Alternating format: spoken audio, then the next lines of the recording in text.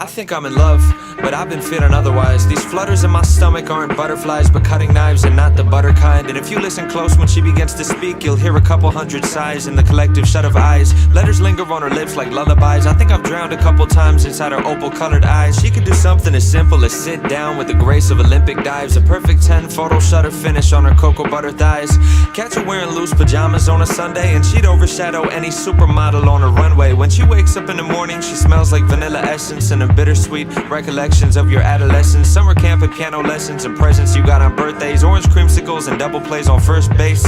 And walk past her in the halls, and if your shoulders feel the slightest brush, you might melt to liquid gold, the lightest kind of Midas touch. I've seen the way she drinks espresso during classes and reshapes a paper cup into an emerald-covered chalice. Sugar packets pouring crystals, napkin origami cranes, gunning gorgeous glances to me through her Giorgio Armani frames. She's nearly perfect in almost every way. But she's got shit taste in movies. Ask her for her favorite titles, and she always likes to say she's down to go see anything by Shyamalan or Michael Bay. And also she's a psycho in the kitchen, it's a travesty. What kind of fucking monster cooks their pasta in a microwave? And she does this thing where she corrects your grammar if it's wrong, and clicks her tongue and winks and shoots a playful finger gun as if she's won some sort of contest. Empress victor of a conquest, Mrs. Armchair Shrink, let me fix you with a comment. Princess kick you when you're down, worship her to a godhead.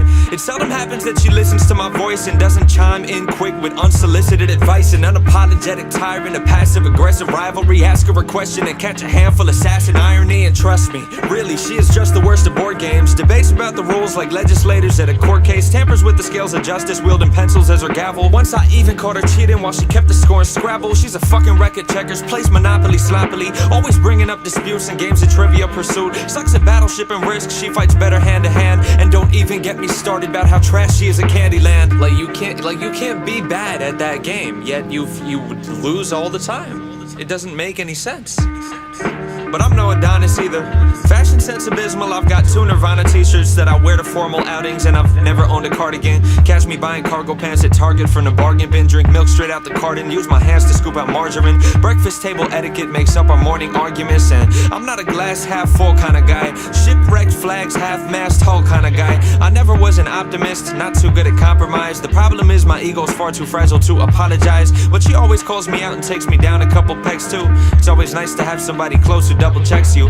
And honestly, we wouldn't be ourselves if we were different. Yeah, she's clumsy and I'm stupid, those are things that we can live with. Being perfect's unrealistic, either way I like our flaws. The way I crack my knuckles off and the obnoxious way she yawns. The way I stutter when I flirt cause I'm not very good with courtship. The way she's gotta pee the first 10 minutes of a road trip. How when she cuts her pancakes it's in slices, not in squares. The way my daily coffee intake is a crisis, I'm aware. The way I talk in crowded theaters. The way she parks in parallel. The way she goes through pints of Ben and Jerry's salt.